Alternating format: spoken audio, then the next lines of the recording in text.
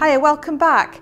This session is another one of those where you're going to be doing something as soon as I finish. So just to give you a heads up, there's a little activity involved and I think you're going to like it.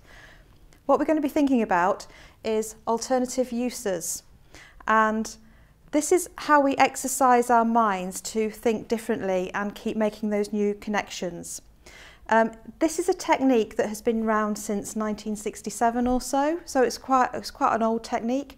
And all you do is you take something, anything random, and I've sort of picked up this bottle lid here, and you think, what else could I do with this? And you give yourself a time limit, so a couple of minutes, and then you sort of get down and write them down. There's many alternative uses for this bottle lid. So for instance, it could be a false nose, it could be an earring, it could be for cups of tea, all sorts of things. It could be a little boat for small people.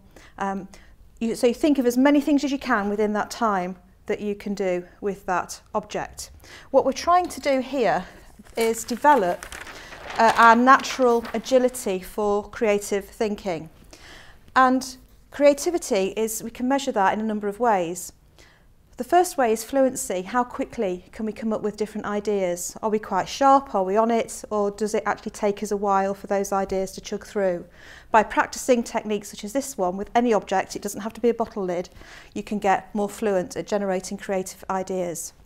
Also, look for originality. So when you go back and see your list of alternative uses when you do this, think, is there anything out there that is really outlandish, that, you know, possibly very, very few people, if anybody, would come up with that idea.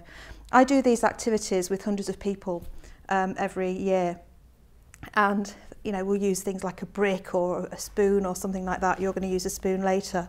And the originality, you know, some people have got things that I haven't heard before and other people haven't. So working on originality and pushing the boundaries is really important. Flexibility is important too. I mean, one of the things I said here is that this could be a boat for very small people, but actually you could flex your thinking by imagining if that were a giant bottle lid, you know, so enormous, the same object but really, really huge. How would that change your answers? What else could you use it for? And also if you shrunk it down so it was super, super tiny. So playing around with size, turning it upside down, maybe it could be a table. So flexibility is about being able to see that object, not just that way round, which is the way I was holding it, but from different perspectives and at different sizes. And finally, think about elaboration. So I could say, yes, this is a false nose, or it's an earring, but if I said it was an earring and you could attach other dangly bits to it and it could become like a super punk earring, that's elaborating on the original concept.